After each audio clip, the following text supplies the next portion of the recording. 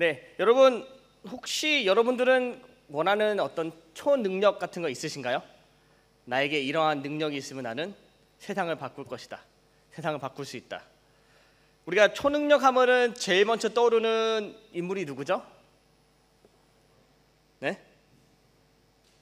누구라고요? 우리 아버지? 네. 보통 우리는 저는 약간 성격이 좀 독특해서 그런지 전 타노스 생각하더라고요. 여러분 어벤져스 인피니티 워 기억하시죠? 몇 년 전이죠, 그게 벌써? 네, 굉장히 오래됐는데 미안해 현중아. 네, 굉장히 오래됐는데 타노스가 타노스 자체가 굉장히 큰 힘이 있는데 타노스가 가진 특별한 능력이 있었죠. 몇 가지 스톤이 갖고 있었죠? 6가지가 있었어요. 사진 한번 보여주시겠어요? 네, 제가 아주 자세히 설명을 드리겠습니다. 6가지가 있는데 공간, 정신, 현실화, 힘, 시간, 영혼의 그런 능력이 있었어요. 근데 이거를 다 갖고 있으면은 개별적으로는 본인이 원하는 능력 가질 수 있고 사람의 마음을 움직일 수도 있고 환각을 줄 수도 있고 별의별 능력이 다 있어요. 하나만 갖고 저는 능력이 있는데 문제는 뭐냐면은 6개를 다 합치니까 어떤 능력 갖고 있죠? 손가락 핑거팁을 딱 하면은 자기가 원하는 대로 사람을 죽일 수도 있고 살릴 수도 있게 됩니다. 그러니까 신적인 능력을 갖게 돼요. 여러분들께서 만약에 6개의 스톤에서 갖고 있으면 여러분께서 무엇을 위해서 하시겠어요? 지금 나를 쳐다보는 눈빛이 장난 아닌데, 네? 보통 우리는 이런 능력을 갖고 있으면은 나는 세상을 이렇게 바꿀 거다, 저렇게 바꿀 거다, 아니면은 학교에 숙제를 없앨 거다, 아니면 아니 다른 사람들은 다 나쁜 데 가고 나 혼자 서울대 갈 거다, 그런 소원들이 있겠죠. 근데 여러분들께 만약에 정말로 이런 능력이 있으면 만약에 꼭 타노스 같이 6개 스톤 갖는 게 아니라 나에게 어떤 초능력이 있다, 내가 할 수 있는 거는 내 마음도 조절할 수 있다라는 능력이 있으면 여러분께서는 그것을 어떻게 사용하시겠어요? 그럼 반대로 만약에 정말로 만약에 우리가 세상을 바꿀 수 있고 또 사람들의 마음을 움직일 수 있는 능력이 있다면은 여러분들 그 능력을 어떻게 사용하시겠습니까? 안 믿기죠? 나에게 그런 능력이 있을까? 나에게 그런 능력이 언젠가라도 주어지게 될까? 나에게 그런 힘이 있을까? 근데 여러분 믿으시기 바래요. 우리에게는 그런 능력이 있고 우리에게는 그런 무기가 있습니다. 그래서 오늘 말씀 통해서 저는 우리가 가지고 있는 최고의 능력과 또 무기가 무엇인지 함께 나누도록 하겠습니다. 저희가 요새 자주 읽는 말씀이죠. 로마서 1장의 말씀입니다. 여러분 로마서는 누가 쓴 말씀이죠? 아주 조용하네요. 로마서는 누가 썼나요? 네, 부회장, 새로 선출된 부회장. 로마서는 누가 썼죠? 어머니가 앞에 계십니다. 네, 로마서는 누가 썼죠? 사도 바울이 썼습니다. 이거 그렇게 그런 일 아니에요, 여러분? 그럼 사도 바울이 로마서를 누구에게 썼죠? 교회에게 썼어요. 네, 그것까지는 알겠죠? 어느 교회에 썼나요? 네? 총무님 어느 교회에 썼죠? 로마서의 말씀을 어느 교회에 썼을까요? 어느 지역에 있는 교회에 썼을까요? 로마서의 말씀을 어느 지역에 있는 교회에 썼을까요, 여러분? 로마서의 말씀이에요? 로마서의 말씀이에요? 어느 지역에 있는 교회에 썼을까요, 이 말씀을? 네, 맞아요. 로마. 대단합니다. 네, 로마서의 말씀을 로마에 있는 교회에 썼어요. 그런데 여러분 이 대상이 누구냐면요, 로마 교회에 있는 정말 여러 가지 대상이 있어요. 나중에 보겠지만 사도 바울이 로마 서신을 쓴 이유는 편지를 통해서 자신의 마음을 표현하기 위해요. 전하고 싶은 말들이 너무나 많이 있는데 내가 이 말들을 어떻게 하면 전할 수 있을까? 편지를 쓰자라고 결심해서 편지를 썼습니다. 로마에서 편지 썼어요. 물론 지금 같은 경우에는 그냥 인스타 DM 보내면 될 거 가지고 사도 바울은 그때 구식이기 때문에 편지를 길게 쓰자 썼어요. 근데 여러분 로마서가 무엇으로 유명하냐면요, 로마서는 그 바이블 안에, 성경책 안에 아주 작은 성경책으로 알려져 있어요. 왜냐하면은 성경책의 중요한 요점, 중요한 내용들을 다 갖고 있는 내용의 말씀이 무슨 말씀이다? 로마서의 말씀이다. 다시 한번 묻겠습니다. 로마서는 어느 지역에 있는 교회에 썼다고요? 로마 교회. 네. 근데 사도 바울이 그 표현하고 싶은 마음이 2가지가 있었는데요. 첫 번째 마음은 뭐냐면은 바로 감사에 대한 마음이에요. 사도 바울이 로마서에서 자신의 마음을 표현하는데 첫 번째 마음은 감사에 대한 마음입니다. 근데 누구에게 감사하냐면은 하나님께 감사드려요. 8절 말씀 이렇게 나와 있죠. 먼저 내가 예수 그리스도로 말미암아 너희 모든 사람에 관하여 내 하나님께 감사함은 너희 믿음이 온 세상에 전파됨이로다. 사도 바울이 뭐에 대해 감사 나와 있죠? 로마 교회의 그리스도인들의 믿음에 감사하고 있다. 왜? 그것 때문에 왜 감사하냐면 그들의 믿음이 그들 안에만 있는 게 아니라 모든 사람들에게 다 알려졌다라는 거예요. 여러분, 이것이 무엇을 의미하죠? 내 믿음이, 우리 12학년들의 믿음이 모든 학생들에게 다 알려졌다. 이게 무엇을 의미하죠? 대단한 믿음을 갖고 있다라는 거죠. 그냥 그들의 믿음이 그들 안에서 그들 사이에만 알려진 게 아니라 모든 사람, 로마 교회뿐만 아니라 다른 지역에도 쟤네 참 대단한 믿음이야 라고 알려졌다라는 거예요. 그래서 사도 바울은 하나님께 감사드린 거죠. 내가 너희의 믿음에 참 감사하다. 너희의 믿음에 그만큼 성장했다라는 거는 거죠. 다시 말하자면 사도 바울이 로마 교회 원했던 건 단 한 가지예요. 뭐냐면은 그것은 로마 교회, 그 형제 로마 교회가 또 형제자매들이 믿음 안에서 성장하기를 바랬다는 거예요. 그냥 그들과 교류하는 게 아니라 내가 정말로 사랑하는 내 형제들이 그들의 믿음이 성장하기를 바랬다. 내가 사랑하는 종유리가 공부만 잘하는 게 아니라 서울대만 가는 게 목표가 아니라 정말로 저 인간이, 순화시켜서 저 인간이 믿음이 성장하기를 바란다. 그런 마음으로 이 편지를 썼습니다. 근데 두 번째로 사도 바울이 표현하고 싶은 말은 뭐냐면요, 바로 간절함이에요. 간절함. 여러분 혹시 간절해 본 적 있으신가요? 내가 무언가 원하는 것을 위해서 정말 간절해 본 적이 있다. 그게 성적이건 결과건 아니면 연애건 아니면 관계건 아니면은 음식이건 그런 적 있으신가요? 한 번도 없으신가요? 있죠. 다들 한 번씩 분명히 있을 거예요. 그런데 사도 바울은 이 간절을 어떻게 했냐면 기도를 통해서 이렇게 표현하고 있습니다. 9절 말씀인데 우리 한 목소리로 함께 읽도록 하겠습니다. 시작. 내가 그의 아들의 복음 안에서 내 심령으로 섬기는 하나님이 나의 증인이 되시거니와 항상 내 기도에 쉬지 않고 너희를 말하며. 사도 바울이 어떻게 기도한다고 나와 있죠? 쉬지 않고 너희를 위해서 기도하고 있다. 근데 그거를 어떻게 표현하냐면요, 하나님이 내 증인이 된다. 하나님께서 내 이런 마음을 알고 계시다라는 거예요. 무엇을? 내가 로마 교회를 위해서 기도하는 이 마음을 하나님께서 증인이 되신다. 그만큼 기도를 많이 했다라는 거죠. 우리가 기도할 때 누구한테 기도를 하죠? 여러분께서 기도 누구한테 하시나요? 여러분 부모님께 하시나요? 하나님께 하죠. 그만큼 하나님께서는 내 기도를 많이 들으셨다고 사도 바울은 표현하고 있어요. 근데 어떤 표현이냐면은 내가 그의 아들 복음 안에서 내 심령을 섬긴 하나님 내 증인 되시와 항상 내 기도에 쉬지 않고 너희에 대해서 얘기하고 있다. 내가 살아가는 너희들을 위해서 내가 항상 쉬지 않고 기도하고 있다는 거예요. 근데 사도 바울이 기도하는 이유는 딱 한 가지예요. 뭐냐면은 내가 너희에게 가고 싶다라는 거예요. 사도 바울은요, 여러분, 사도 바울이 원했던 건 뭐냐? 사도 바울이 그렇게 간절하게 기도했던 건 뭐냐면은 물론 로마 교회에 있는 그리스도인들이 믿음 안에서 성장에 바랬지만 더 바랬던 건 뭐냐면은 그걸 어떻게 바랬냐면은 그들에게 가기 위해서 기도했어요. 여러분 사도 바울과 로마 그리스도인들의 관계를 한번 설명하자면 이게 있습니다. 사도 바울이 로마 교회에 간 적이 있을까요? 없을까요? 이 편지를 썼을 때 있을까요? 없을까요?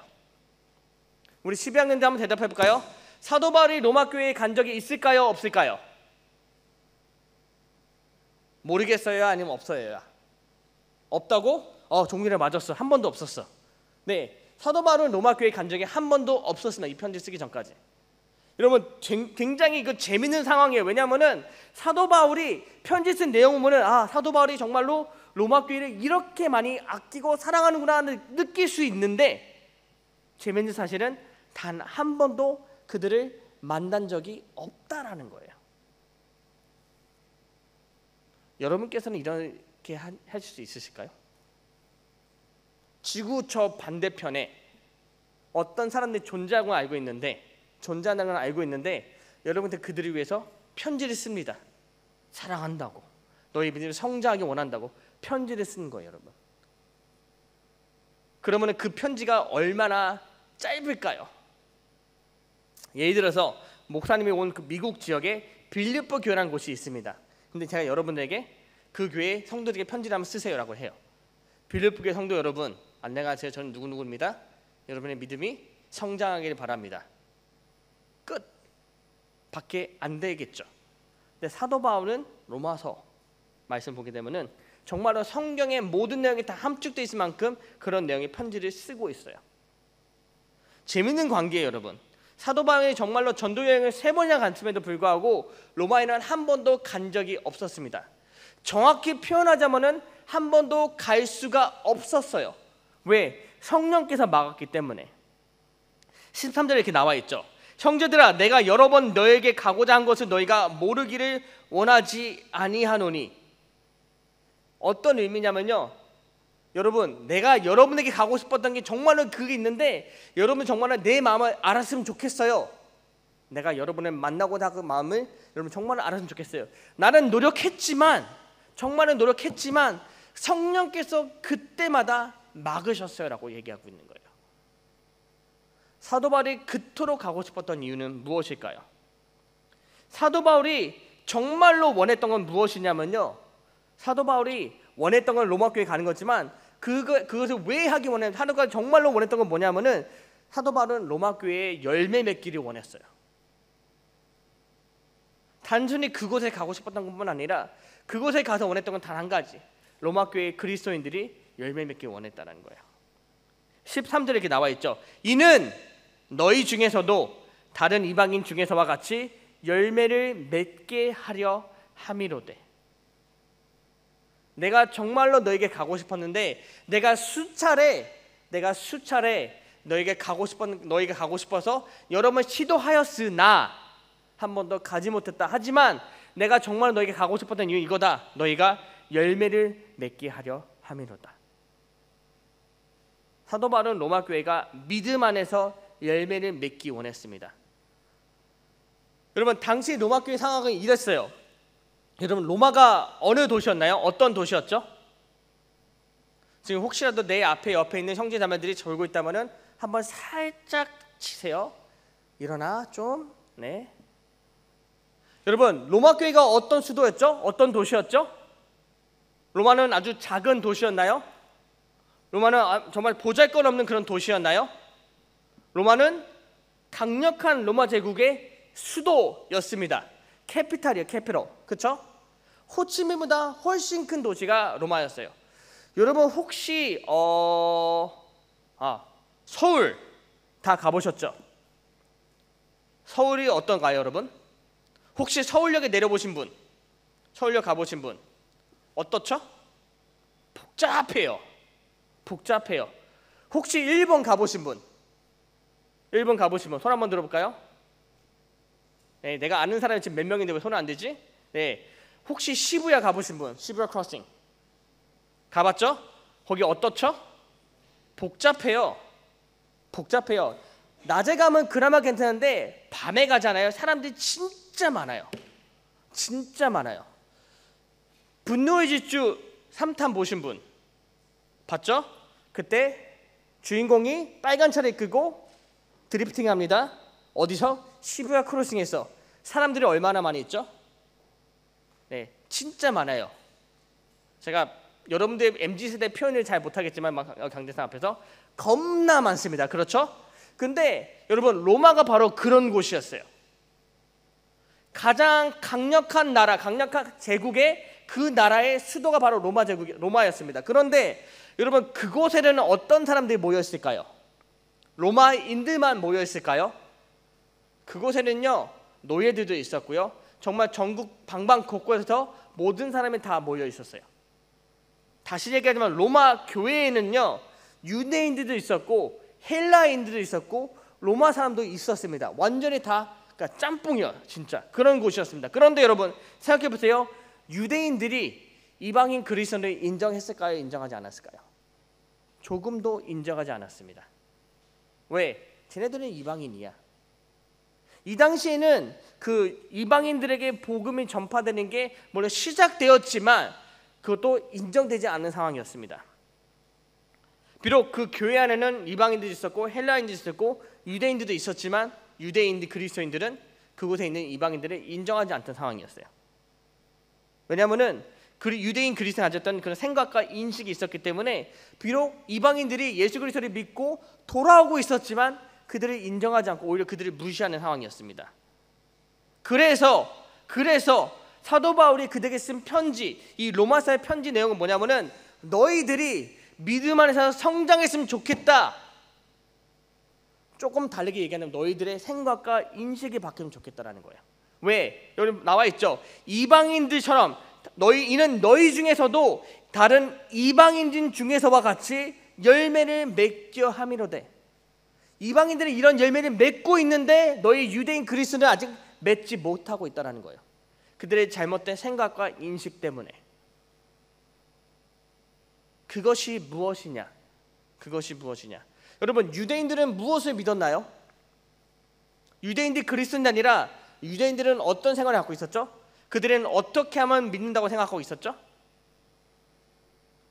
두 글자의 단어죠. 율법이에요. 율법.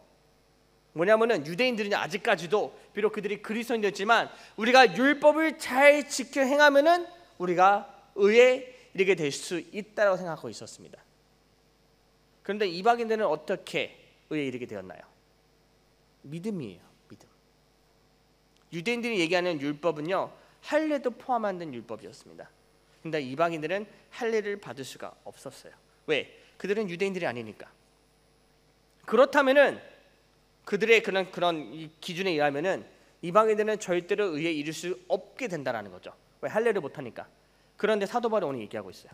이방인들이 의에 이르게 되었다. 근데 그것은 율법을 통해서가 아니라 무엇을 통해서? 믿음을 통해서. 사도 바울은 이것을 믿고 있었다는 거예요, 여러분. 사도 바울이 믿고 있었다는 것은 유대인들도 복음을 통해서 변화받을 수 있었다라는 거예요. 16절에 나와 있죠. 내가 복음을 부끄러워하지 아니하노니 이 복음은 모든 믿는 자에게 구원을 주신 하나님의 능력이 됨이라. 먼저는 유대인에게요, 그리고 헬라인에게로다. 두 부류의 사람이 있습니다. 유대인이 있고 헬라인이 있어요. 그런데 사도 바울이 얘기하는 뭐죠? 내가 복음을 조금도 부끄러워하지 않는다. 왜냐하면은 이 복음의 능력이 있는데, 하나님의 능력이 있는데 믿는 모든 자에게 어떻게 된다고요? 구원을 얻게 된다고 설명하고 있습니다. 사도 바울이 그 구원에 이르게 되는 조건이 뭐냐면은 율법을 다 지켜 행하는 게 아니라 모든 믿는 자에게라고 설명하고 있어요. 여러분, 이것은 우리에게 아주 좋은 소식이에요. 왜냐하면은 우리도 유대인들이 아닙니다. 혹시 여기 유대인들 있나요? 여러분 조상 가운데, 아주 먼 조상 가운데 혹시 유대인 계시나요? 안 계시죠? 계시다면 정말 죄송한데 여러분, 우리는 유대인이 아닙니다. 우리는 유대인들의 그 조건에 의하면 우리는 이방인들이에요. 그 때문에 유대인들의 그 조건, 기준에 의하면 우리는 구원에 이를 수 없게 되어 있어요. 그런데 사도 바울이 얘기하고 있죠. 하나님의 구원은 율법이 아니라 믿음에 있다. 그렇기 때문에 저와 여러분도 우리도 믿음을 얻을 수 있고 또 구원을 받을 수 있다라는 얘기예요. 근데 사도 바울이 이것을 왜 로마서 제일 첫 부분에 썼냐? 유대인들아, 너의 생각과 너의 인식을 바꾸라는 거예요. 율법이 아니라 오직 믿음에 의해서 구원에 이를 수 있다라는 거죠. 이것이 바로 하나님의 능력입니다.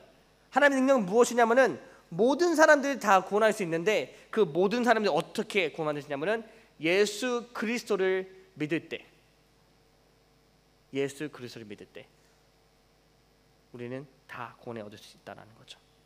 믿는 모든 자들이죠. 인종, 나이, 성별, 성적 상관없이 여러분 기뻐하십시오. 여러분의 성적 상관없이 여러분 구원을 받을 수 있습니다. 기뻐하세요. 저도 구원을 받았습니다, 여러분. 내 성적이 지금 얘기하면 내 손해겠네? 네. 믿는 모든 사람들은 다 구원을 받았다고 얘기하고 있어요, 여러분. 그렇기 때문에 사도 바울은 로마에 있던 유대인 그리스도인들에게, 그 안에 정말 여러 가지 그리스도인이 있었지만 그 중에서도 유대인 그리스도인에게 강조하고 있어요. 15절 말씀인데 한 목소리 함께 읽도록 하겠습니다. 시작. 그러므로 나는 할 수 있는 대로 로마에 있는 너희에게도 복음 전하기를 원하노라. 아멘. 뭘 전하기 원한다고요? 복음 전하기를 원한다고 설명하고 있습니다. 여러분, 복음이 무엇인가요?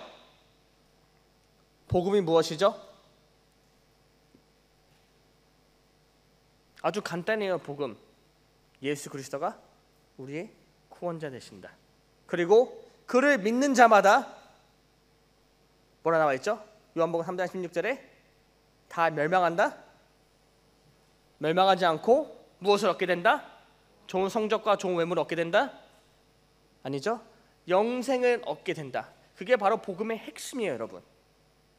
사도 바울은 이 복음의 핵심을 가지고 이제 로마 교회에 있는 유대인 그리스도인 전하고 있다는 거예요. 너희가 너희 행위가 아니라 너의 믿음에 의해서 구원을 받을 수 있다라고 얘기하는 거예요. 여러분, 그런데 이것이 바로 복음의 능력입니다. 복음의 능력은 사람을 180도 바꿔서 그들의 행위가 저기 행위가 바뀌는 게 아니라 그들의 영혼을 바꿀 수 있다는 거예요. 그들의 영혼을 바꿔서 이전에는 예수 그리스도를 몰랐던 사람들이 이제는 그 믿음의 선물을 받아서 예수 그리스도를 알고 영생을 얻게 된다. 이전에는 로마에 있던 유대인 그리스도인들이 우리의 행위대로 우리의 이룰 수 있겠다 믿었다면은 이제는 오직 믿음에 의해서 우리가 의에 이룰 수 있게 된다. 오직 믿음에 의해서 우리가 구원을 받을 수 있게 된다는 거예요. 그래서 사도 바울은 로마에 있는 그리스도인들에게 전하고 있죠. 내가 딴 거 아니고 오직 복음만 너에게 전하겠다라는 거예요. 왜냐하면 그 복음에는 능력이 있기 때문에, 너의 영혼을 바꿀 수 있는 능력이 있기 때문에. 여러분, 이것이 바로 우리 모두가 다 변화되어야 될 모습입니다. 저도, 여러분도, 선생님들도 다 변화될 모습이 이거예요. 저 예수 믿는데요. Good. But still 우리는 복음을 every day, 매일매일 들어야 된다는 거예요. 지금도, 조금 있다가도, 오늘 밤에도, 내일도. 왠지 아세요? 복음은, 여러분, 이 복음은요, 우리가 누구인지 리마인드 시켜주고요, 또 우리가 하나님에게 어떤 존재를 리마인드 시켜주고 하나님께서는 우리에게 어떤 존재인지 리마인드 시켜주는 게 바로 복음의 내용이에요. 여러분, 기억력 좋으시나요? 좋으세요? 아니요? 누가 지금 방금 전에 누가 좋다고 고개 끄덕인 사람 한 명 있는데, 네? 여러분, 한번 질문해 볼게요. 기억력 좋으신 분들, 지난주 본문이 어디였죠? 지난주 본문이 어디였죠? 여러분, 지난주 연합 예배였습니다. 그것도 까먹었는데 기억력이 좋다고? 네. 여러분, 이래서 우리는 매일매일 복음을 들어야 된다는 거예요. 예수님이 나의 구원자 되신다. 왜? 나는 분명히 또 까먹을 거니까. 그럼 한번 질문 한번 드려볼게요. 조금 뒤로 갈게요. 2024년 수련회 때, 다들 고개가 갑자기 숙여지는데, 네, 수련회 때 우리가 제일 처음으로 부른 찬양의 제목이 뭐죠? 자, 찬양팀 리더, 부리더, 찬양팀 멤버들 기억해 주세요. 우리가 처음으로 부른 찬양 이름은 무엇일까요? 나로부터 시작되리. 이게 첫 찬양했다고? 네, 맞대요. 저도 몰라요, 여러분. 네. 그럼 복음은 우리가 진짜 매일 들어야 돼요. 내가 이미 들었다고 끝나는 게 아니라 어제도 들었으면 오늘도 들어야 되고 내일도 들어야 돼요, 여러분. 왜냐하면은 복음에는 능력이 있습니다. 16절 나와 있잖아요. 이 복음은 모든 믿는 자에게 구원을 주시는 하나님의 능력이 있다. 이 복음은 어제 나를 바꿨다면 오늘 나를 변화시킬 거고 내일도 나를 변화시킬 수 있다. 여러분, 이 변화는요, 그냥 일반적으로 체인지가 아니라 improve예요. 발전이에요, 여러분. 내가 조금 못난 사람이 오늘은 조금 더 나은 사람, 내일은 좀 더 나은 사람, 그 다음에 조금 더 나은 사람. 복음에 이런 능력이 있다라는 거예요. 근데 복음에는 어떤 변화가 있냐면, 첫 번째, 복음 우리에게 주는 변화는 심판에서 구원에 이르게 하는 변화가 있습니다. 심판에서 구원을 이르게 하는 변화가 있어요. 여러분, 구원의 유일한 조건이 뭐죠? 구원의 유일한 조건? 키, 외모, 성적? 그럼 하율이만 구원을 받겠네? 네?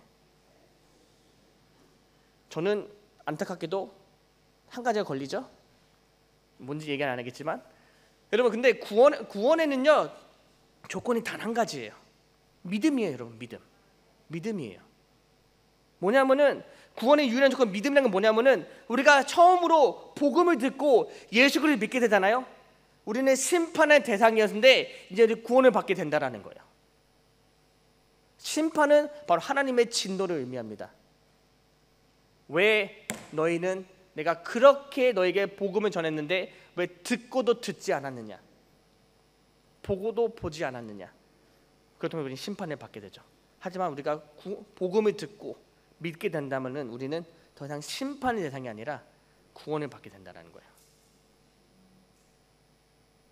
그러면 이것이 우리에게 주는 영향입니다. 왜냐하면 여러분 우리에게도 소망이 있다라는 거죠.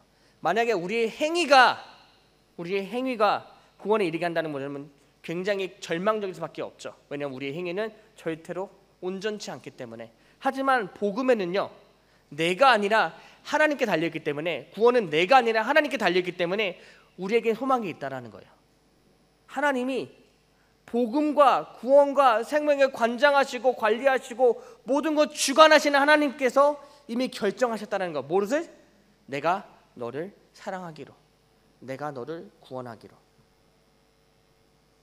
하나님께서 우리에게 이 메시지를 계속해서 주고 계십니다.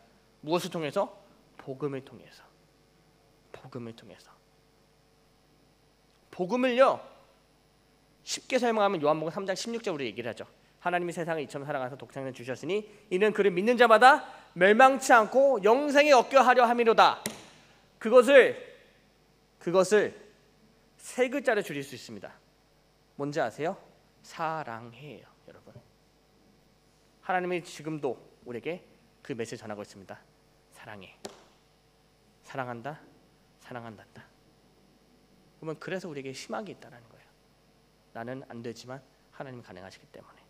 두 번째 변화, 복음을 이렇게 두 번째 변화는 뭐냐면요, 죄인에서 의인으로입니다. 죄인에서 의인으로. 죄인의 기준은 아주 간단해요. 뭐죠? 우리의 행위에 따라죠. 우리가 보통 죄인이라는 것을 포인트할 때, 저 사람 죄인이야. 여러분 놀라지 마시고 여러분 한 거 아닙니다, 여러분. 저 사람 죄인이라고 얘기할 때 우리는 그 사람의 행위를 보고 얘기를 합니다. 저 사람을 훔쳤어. 저 사람을 때렸어. 소율이가 어제 목사님 욕하는 거 들었어. 미안하지만 나도 들었어, 직접. 여러분 그렇기 때문에 죄인은 어쩔 수가 없어요. 근데 우리는 죄인입니다. 왜? 우리는 늘 항상 잘못하기 때문에. 그런데 여러분 구원의 기준은 행위에 있는 게 아니라 믿음에 있다고 여러 번 강조했죠. 근데 그것은 우리로부터 나오는 게 아니라 하나님께서 주실 은혜로부터 받는 게 바로 믿음이에요. 다시 말하면 모든 것은 하나님께 달려 있다는 거죠. 그런데 이것이 무엇을 의미하냐면은 우리가 정말로 의인이 되기 원한다면은 우리의 행실을 바꾸는 것보다도 제일 먼저 우리가 무엇을 해야 된다? 하나님을 믿어야 된다. 하나님을 믿어야 된다. 하나님의 어떤 부분에 대해서 믿어야 될까요? 하나님의 어떤 내용에 대해서 믿어야 될까요? 복음이 전하는 내용을 믿으면 된다는 거예요. 다시 한번 얘기하겠습니다. 하나님이 세상을 이처럼 사랑하사 독생자를 주셨으니 이는 그를 믿는 자마다 멸망치 않고 영생을 얻게 함이로다. 자, 세 글자를 줄여서 사랑해요, 여러분. 이것만 믿으면 된다는 거예요. 나를 사랑하신 하나님께서 나를 구원하신다. 나를 구원하실 수 있다. 그것이 바로 우리를 죄인에서 의인으로 변화시킬 수 있습니다. 여러분 그렇기 때문에 복음을 들으시길 바래요. 복음을 듣고 복음을 믿고 복음을 여러분 삶 가운데 받아들이세요. 예수 그리스도가 우리의 구원자 되십니다. 어제도 오늘도 내일도 우리의 구원자 되시는 분이세요. 우리의 의를 지키려 하지 마시고요, 하나님의 복음을 따르려 하세요. 무슨 말이냐면은 우리의 행위보다도 예수 그리스도 믿는 믿음이 제일 먼저 되어야 된다. 예수님 먼저 믿으라는 거예요, 여러분. 그렇게 되면은 우리의 행실도 변화받게 됩니다. 오직 믿음으로 믿음대로 사시기 바랍니다. 예수를 우리의 구주로 삼고 예수님을 위해 살아가는 우리에게 간절히 소망합니다. 오늘도 지금 전한 제 복음을 들으시고 내일도 다시 한번 들으세요. 성경을 읽으세요. 창세기 1장 1절부터 요한계시록 끝까지 하나님의 말씀 단 한 가지입니다. 내가 너를 사랑한다. 그래서 나는 너희가 나를 믿었으면 좋겠다. 왜? 그래야 우리의 관계가 회복되기 때문에, 그래야 우리가 다시 한번 교제를 할 수 있고, 그래야 우리가 다시 한번 함께 할 수 있기 때문에. 여러분, 이것은 애정 표현이에요. 애정 표현이에요. 하나님의 이 애정 표현을 여러분 받아들이세요. 들으세요. 그리고 조금 마음을 여세요. 복음을 통해서. 복음을 듣고 복음을 믿고 믿음대로 따라가고, 무엇보다 하나님을 가장 사랑하는 저와 여러분에게 주님을 축원합니다. 기도하겠습니다.